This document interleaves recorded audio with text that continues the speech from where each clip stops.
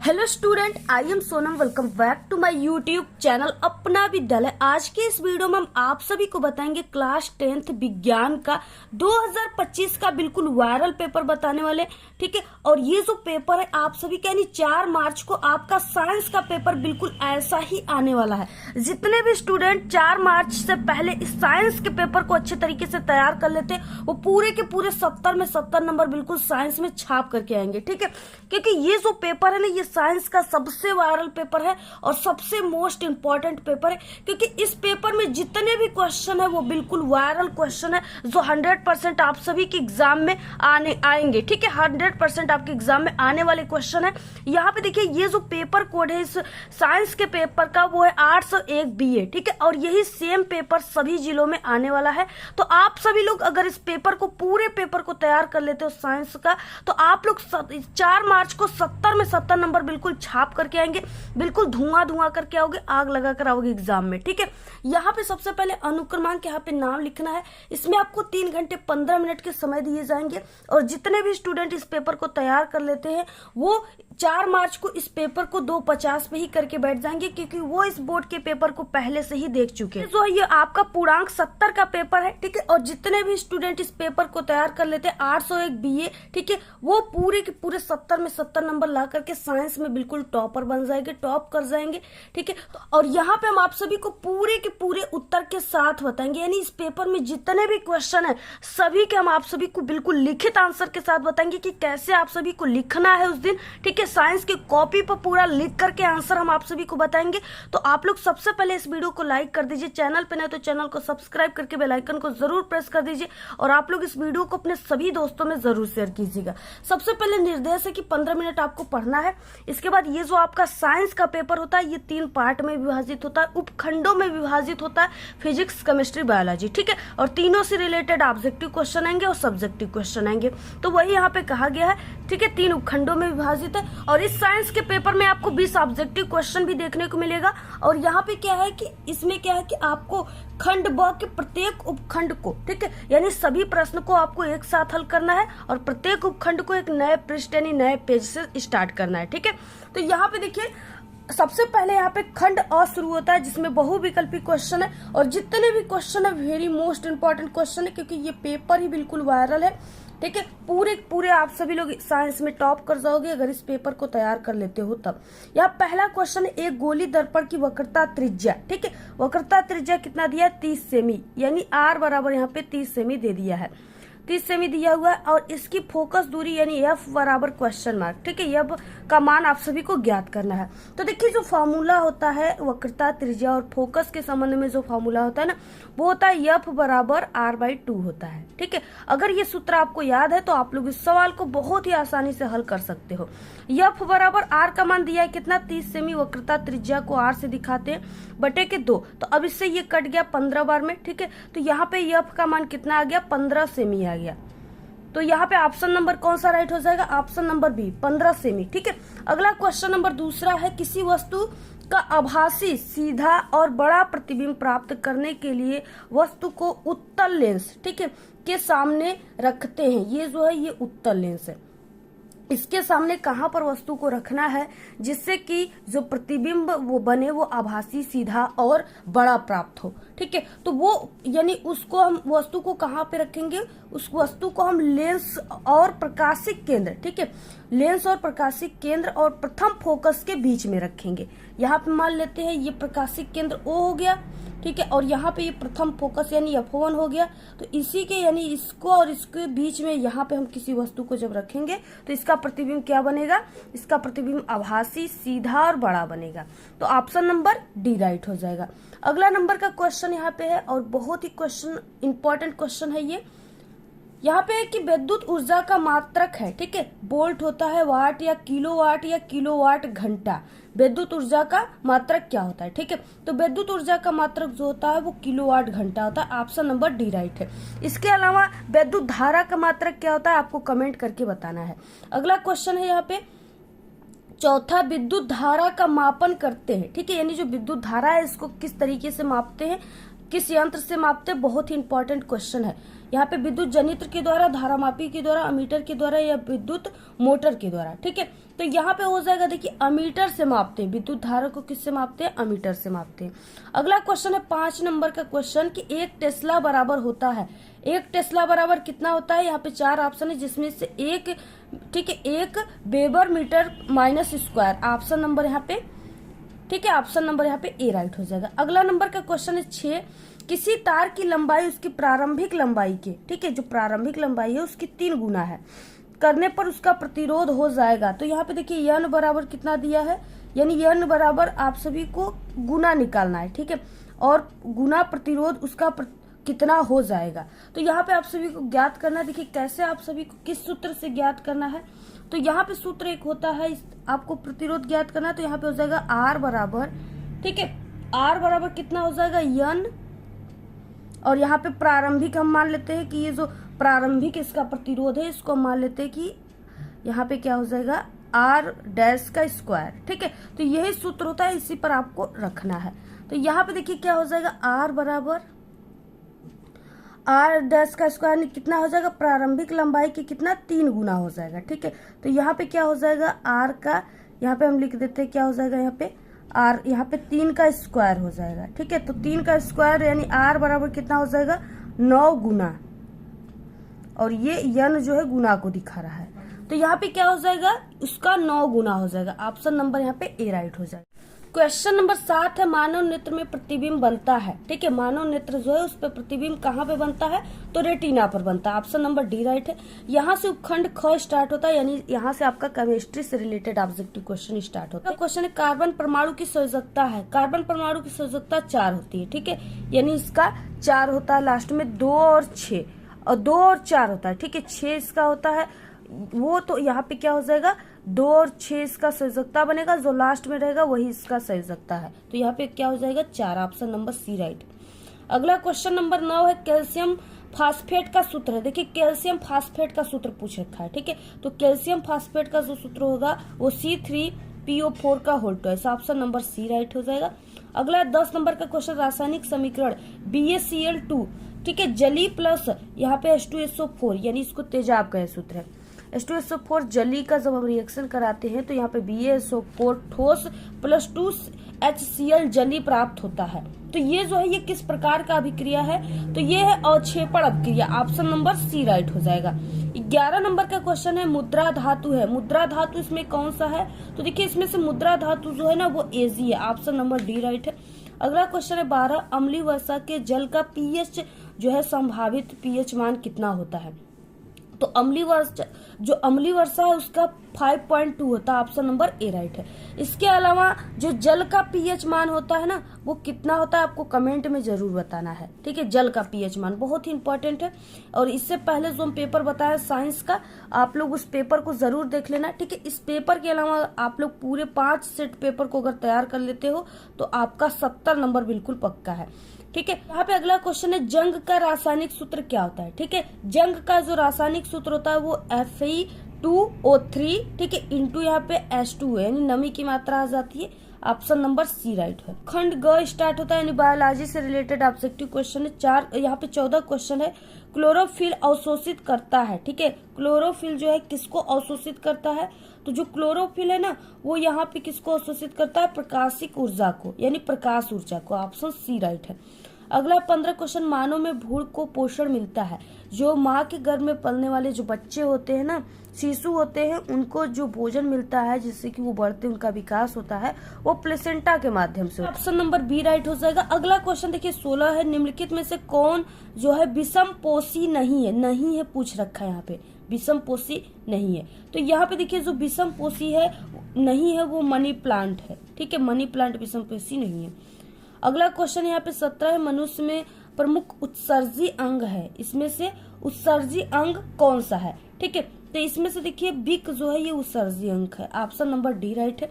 अगला क्वेश्चन है 18, पादपों में जाइलम का कार्य, ये बहुत ही इंपॉर्टेंट क्वेश्चन है, जाइलम का काम और फ्लोएम का काम, ठीक है। तो पादपों में जो पेड़ पौधे जो होते हैं ना, पादपों मतलब पेड़ पौधे जो होते हैं, उसमें जाइलम का कार्य क्या होता है, तो ये जल का संवहन करते हैं, जल का वहन करते हैं। अगर यहाँ पे आ जाता कि फ्लोएम का कार्य क्या होता है, तो वो भोज्य पदार्थों का संवहन करते हैं, ठीक है।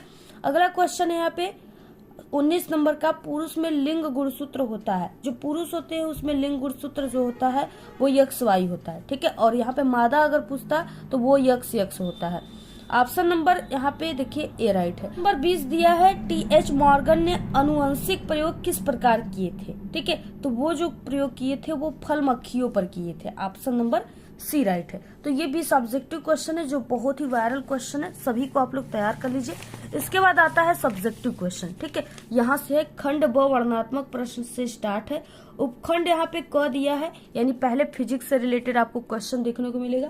पहला क्वेश्चन इस तरीके से दिया हुआ है यहाँ पे कि पहला कि दूरदृष्टि दोष क्या है, इसे किस प्रकार संशोधित किया जा सकता है, आवश्यक किरण आरेख भी आप सभी को बनाना है। 4 नंबर का क्वेश्चन क्या हो जाएगा यहाँ पे, यानी जो दूरदृष्टि दोष जब हो जाता है व्यक्ति के आंखों में, तो उसको किस तरीके से जो है वस्तुएं दिखाई देती है।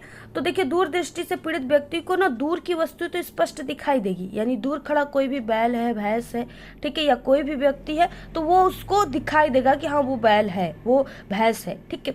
लेकिन क्या है, परंतु निकट की वस्तु स्पष्ट नहीं दिखाई देगी। यानी अब जब वो न्यूज पेपर पढ़ेंगे ना, जब वो बुक जो किताब है उसको पढ़ेंगे, बुक को पढ़ेंगे, तो वो चीजें उनको बिल्कुल भी दिखाई नहीं देगी, ठीक है, कम दिखाई देगी।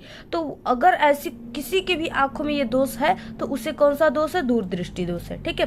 तो यही है, यानी दूरदृष्टि दोष उसे कहते हैं जब जो है पीड़ित व्यक्ति को दूर की वस्तु स्पष्ट दिखाई देगी परंतु निकट की वस्तु स्पष्ट दिखाई नहीं देती है, तो उसे दूरदृष्टि दोष हुआ है।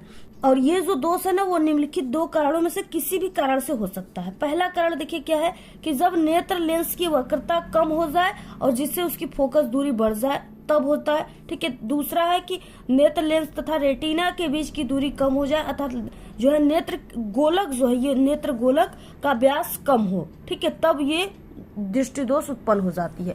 अब देखिए कैसे, यहाँ पे देखिए क्या है, यहाँ पे कोई वस्तु रखी गई है और यहाँ पे क्या हुआ, इस तरीके से यहाँ पे गई और जो मनुष्य का मानव का जो नेत्र होता है उसमें उत्तल लेंस लगा होता है, तो इस तरीके से गया। अब ये क्या करता है, प्रकाश को मोड़ने का कार्य किया, तो अब यहाँ से ये गया, ठीक है, ये और ये पूरा आंख है।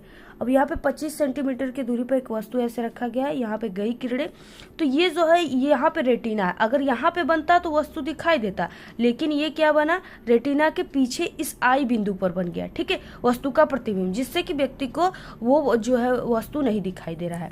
तो ये किरण आरेख आपको बना लेना है, ऐसे गोलक बना लेना है, इसमें एक नेत्र लेंस हो जाएगा और यहाँ पे 25 सेंटीमीटर पे एक वस्तु रखकर ऐसे किरण आरेख, 2 किरण आरेख आपको भेजना है, ठीक है। इसके बाद देखिए इस दोष से पीड़ित व्यक्ति का निकट बिंदु जो है वो 25 सेमी से दूर हो जाता है, इस कारण 25 सेमी की दूरी पर रखी वस्तु का प्रतिबिंब रेटिना के पीछे बनता है, ठीक है। ऐसे चित्र में यहाँ पे दिखाया गया ना, वही चीजें है। अब देखिए दूरदृष्टि दोष को यहाँ पे कहा गया है कि इसे किस प्रकार संशोधित करेंगे, यानी कि इसका निराकरण क्या है, कैसे इसको दूर करेंगे, ठीक है। तो हेडिंग डालना है दूरदृष्टि दोष का निराकरण। इस दोष के निवारण के लिए ऐसे अभिसारी यानी उत्तल लेंस की आवश्यकता होगी जो 25 सेमी दूर बिंदु O पर रखी वस्तु से आने वाली किरणों को इतना अभिसरित कर देगी, ठीक है, यानी इतना वो क्या करेगी, मोड़ देगी कि किरणें जो है दोषी आंख के निकट बिंदु आई से आती हुई नेत्र लेंस पर आपतित हो तथा प्रतिबिंब रेटिना पर बन जाए। चित्र बी इस प्रकार देखिए, चित्र बी है, इस प्रकार O पर रखी वस्तु जो है वस्तु भी व्यक्ति को दिखाई देगा।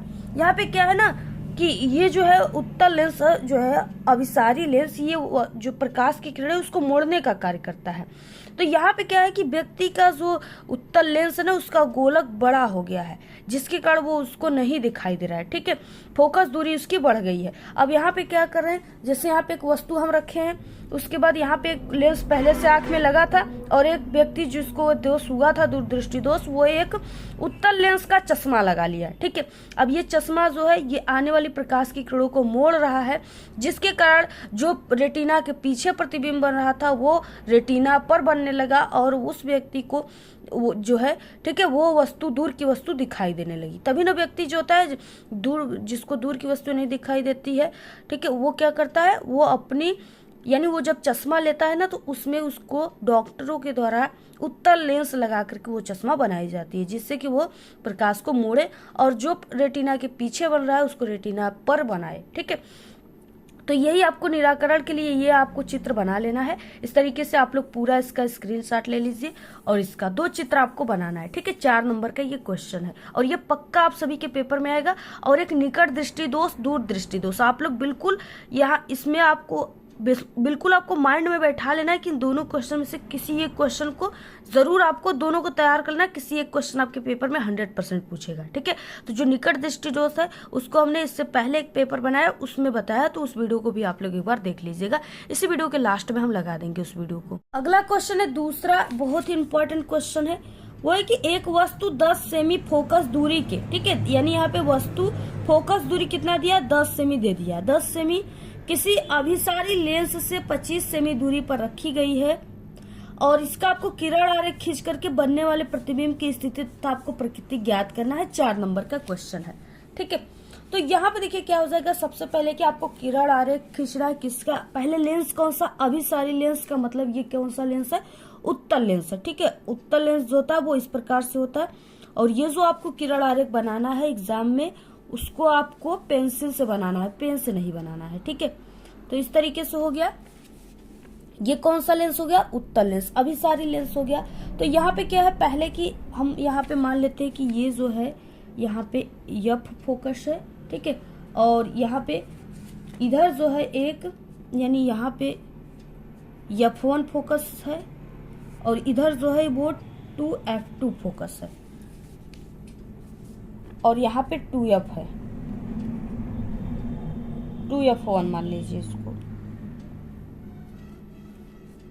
तो यहाँ पे देखिए सबसे पहले कि जो वस्तु है उसको हम यहाँ पे रखते हैं अनंत और यहाँ पे 2F1 के बीच में, यहाँ पे हम एक वस्तु को रख दिए। सबसे यहाँ पे देखिए इतना छोटा वस्तु रहेगा। ठीक है, तो एक किरण तो इस तरीके से हम लेंस पे डालते हैं, ऐसे इस तरीके से लेंस पर गया और एक किरण आरेख जो है इसको हम प्रकाशिक केंद्र, ये प्रकाशिक केंद्र O है। ठीक है, यहाँ पे एक किरण ऐसे डालेंगे। आपको जब भी बनाना है तो आपको किससे बनाना है, पेंसिल से बनाना है। ठीक है, यहाँ पे क्या हुआ, एक ऐसे गया और ये जो किरण आरेख है यहाँ पे, यानी ये जो लेंस है इससे होकर के ये F1 फोकस, यहाँ पे F2 फोकस मान लीजिए ये। तो यहाँ पे देखिए इस तरीके से किरण आरेख आपको यहाँ पे जा रही है, तो ऐसे आपको कर देना है। ठीक है, और यहाँ पे जहां पर ये दोनों किरणें मिल रही हैं उसी जगह यानी इस बिंदु पर बनेगा वस्तु का प्रतिबिंब और वस्तु का जो प्रतिबिंब बनेगा वो उल्टा बनेगा इस तरीके से। ठीक है, यहाँ पे हमने जो वस्तु रखा था वो A और B रखा था और ये जो प्रतिबिंब बन गया उल्टा, तो यानी B और A बन गया। ठीक है, और ये वास्तविक बना हुआ है।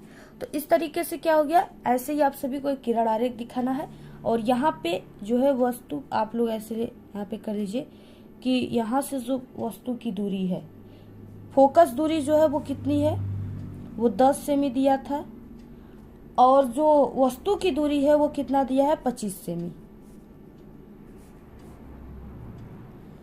ठीक है, तो इस तरीके से आपको ये जो रेखा यानी किरण आरेख है ये जरूर खींचना है, पेंसिल से बनाना है और वस्तु का प्रतिबिंब 2F2 के बीच में बन रहा है। ठीक है, यानी द्वितीय फोकस और यहाँ पे 2F2 के बीच में बन रहा है। तो इस तरीके से हो गया।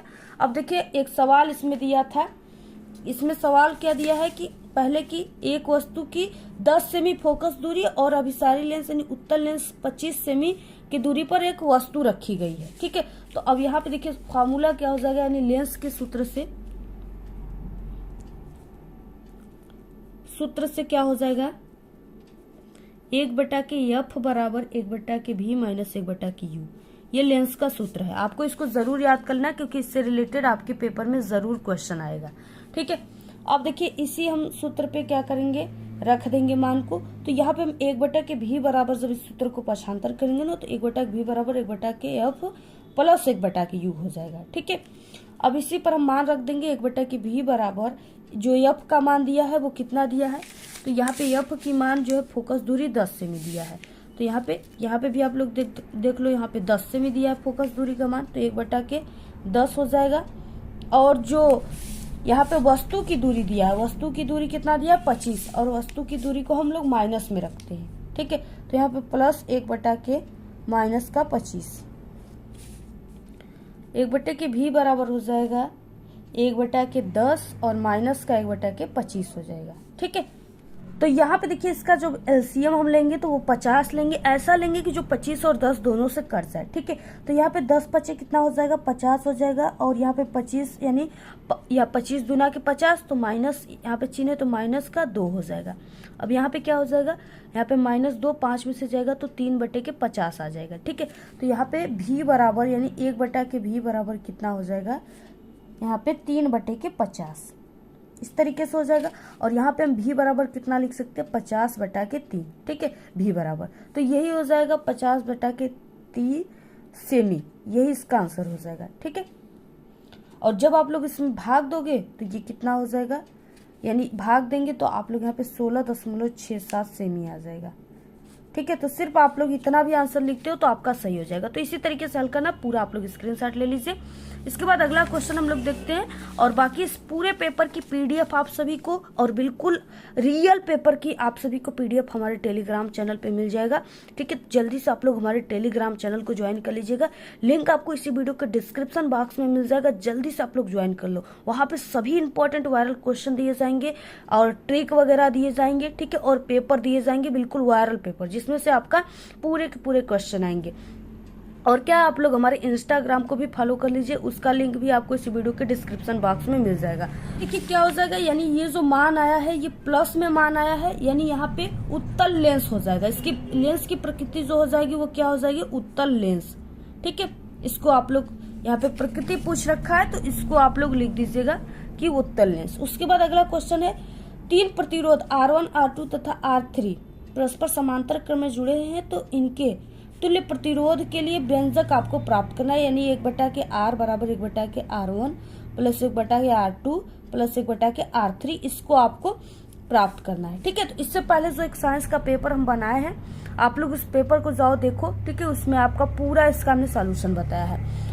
अगला क्वेश्चन देखिए, और ये इंपॉर्टेंट है, इसको तैयार कर लीजिएगा आप लोग। 4 नंबर का क्वेश्चन है, बहुत ही इंपॉर्टेंट है। अगला क्वेश्चन चौथा है, 2 बल्ब जिसमें से एक पर 100 वाट और यहाँ पे 220 वोल्ट तथा दूसरे पर 160 जो है वाट और 220 वोल्ट अंकित है, तो विद्युत आपूर्ति 220 वोल्ट के साथ समांतर क्रम में जुड़े हैं, तो विद्युत मेंस में कितनी धारा ली जाएगी कि प्रत्येक बल्ब का प्रतिरोध, उनका तुल्य प्रतिरोध तथा उनमें ली गई अलग अलग धाराओं का मान आप सभी को ज्ञात करना है। ये आपका 6 नंबर का क्वेश्चन है। ठीक है, तो देखिए पहला यानी कि I1 का मान आ जाएगा 5/11 एम्पियर, I2 का मान आ जाएगा 3/11, और जो I का मान है यानी भिन्न भिन्न जो धारा है उसका मान I का मान आ जाएगा 8/11 एम्पियर। ठीक है, R1 का मान आ जाएगा 484 एम्पियर जब आप लोग हल करोगे इसको, तो R2 का मान आ जाएगा 80.67 एम्पियर। ठीक है, और R का मान आ जाएगा 302 ठीक है 0.5 एम्पियर। तो इस तरीके से आप लोग इसको हल कर लीजिएगा, बहुत ही ये इंपॉर्टेंट क्वेश्चन है। ठीक है, आप लोग इसको हल कर लीजिएगा, और ये क्या है पेपर में आएगा। ठीक है, इसमें आप लोग यानी 2 फॉर्मूला का यूज करोगे, एक है कि R1 बराबर V का स्क्वायर बटे के P, इस वाले सूत्र से, एक हो जाएगा P बराबर I का स्क्वायर R। ठीक है, तो ये सभी फॉर्मूले से आप लोग इसको लगा लीजिएगा, हमने इसको कई बार बताया है। ठीक है, अगला क्वेश्चन अथवा है, यानी अगर आपको ये सवाल नहीं आता तो उसके जगह पर यहाँ पे दिया है डेफिनेशन निकलेगी आपको इसके बारे में लिखने के लिए। ठीक है, तो आप लोग सवाल नहीं आता तो इसको आप लोग इसका आंसर लिख सकते हो।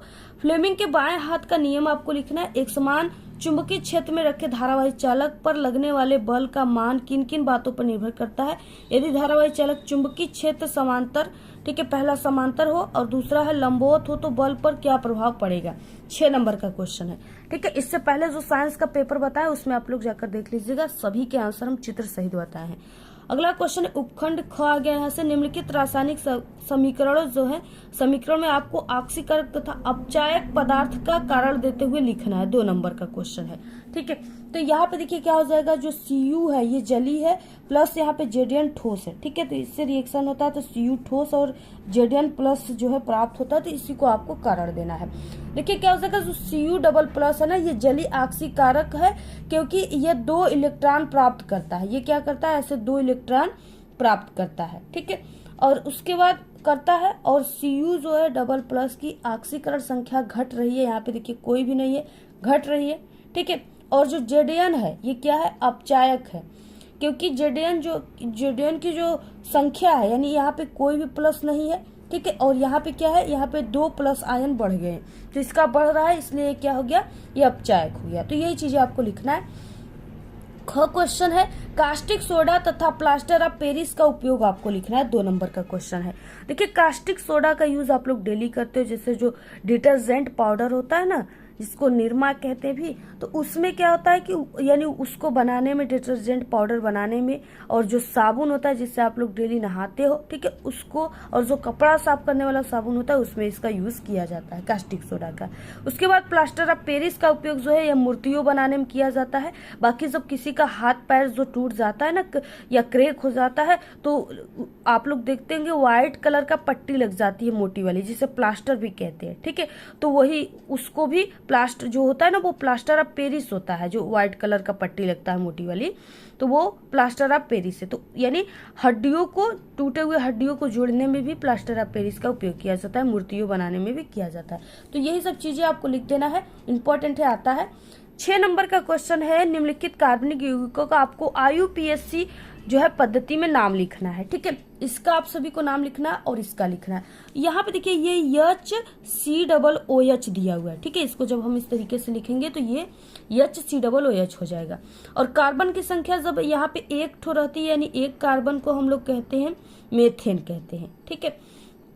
तो यहाँ पे कार्बन की संख्या 1 है, और इसमें क्या लगा हुआ है, COOH समूह लगा है, यानी ओइक लगा हुआ है। क्या लगा है, ओइक, ठीक है। तो यहाँ पे मेथ यानी मेथ और प्लस ओइक बराबर क्या हो जाएगा, मेथेनोइक, ठीक है। और ये अम्ल है, तो यहाँ पे हो जाएगा मेथेनोइक अम्ल, मेथेनोइक अम्ल, ठीक है। इसका क्या हो जाएगा, मेथेनोइक अम्ल हो जाएगा।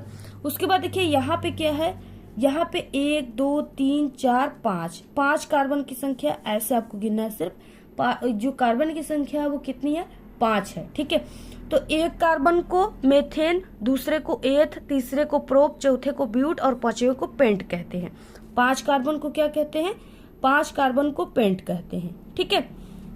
तो यहाँ पे 1 हो गया, 2 और 3 4 5 कार्बन है यहाँ पे, तो आपको लिखना है। और 5 का जो है यहाँ पे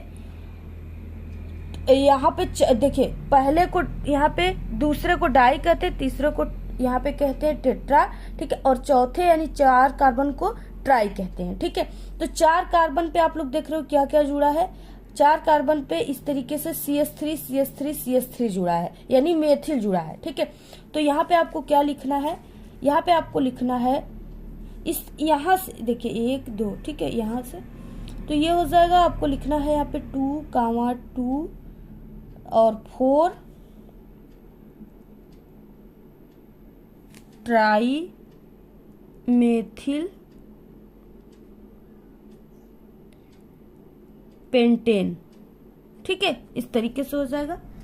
तो आप लोग इसको तैयार कर लीजिए, बहुत ही इंपॉर्टेंट है। और यहाँ पे क्या है ना, ये आपको यहाँ से काउंट नहीं करना है, काउंट आप सभी को यहाँ से करना है, ठीक है। 1 कार्बन, 2 कार्बन, 3 कार्बन, चौथे कार्बन और 5वां कार्बन।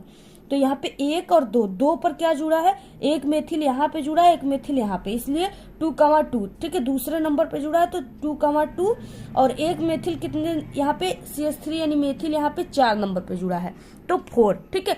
और यहाँ पे क्या हो जाएगा, ट्राई, यानी यहाँ पे 4 दिया है, 4 ठो है, ठीक है। तो ट्राई मेथिल, जो यहाँ पे मेथिल की संख्या वो कितनी, 1 2 3 4, ठीक है। 4 को कितना कहते हैं, ट्राई, तो ट्राई मेथिल।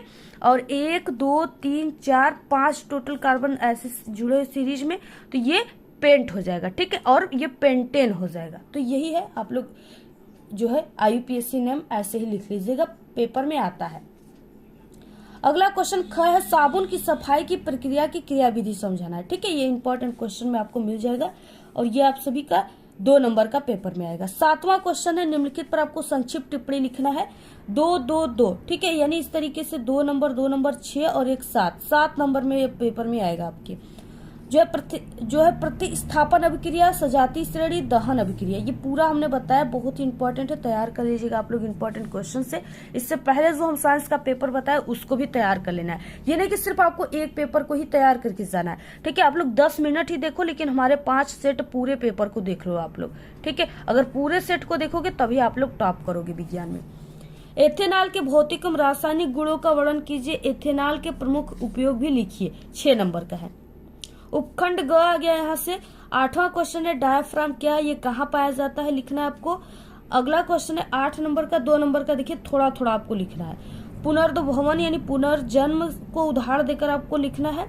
मानव के नर जनन तंत्र का आपको जो है नामांकित चित्र बनाना है 4 नंबर में।